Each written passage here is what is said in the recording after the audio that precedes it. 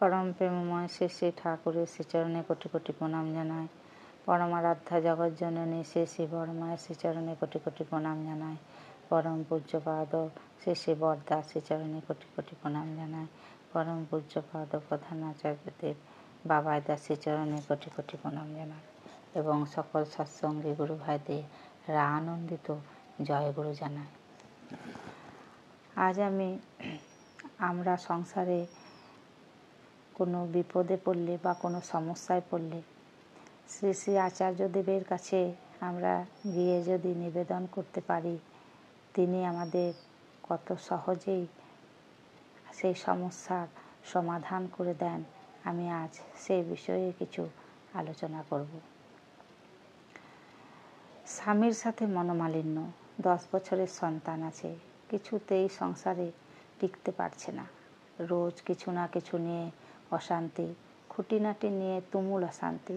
তাই সংসার থেকে সরে আসবেন কিনা জানতে চেয়ে পরম পূজ্যপাদ আচার্যদেবের কাছে নিবেদন করলেন এক মা।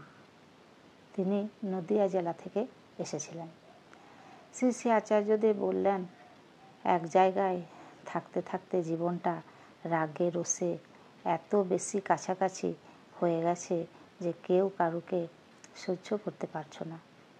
ওই দোষ ধরাগুলো শুধু দেখছো, তোমাদের আসল রূপটা তোমরা কেউই দেখতে পারছো না।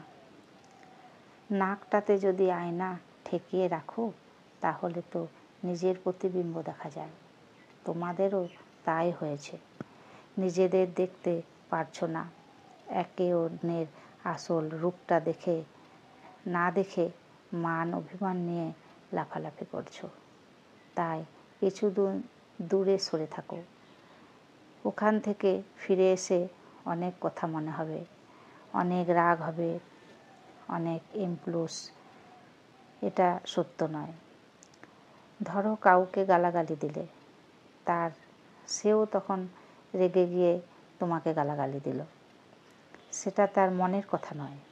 তাই সে এখন কি বলল না বলল সেই নিয়ে বিচার করার সময় নয়। কিছুদিনের জন্য দূরে থাকো, রিল্যাক্স থাকো।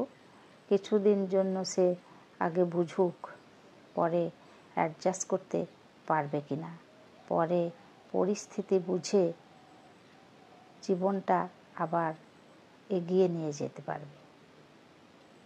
বন্দে পুরুষোত্তম।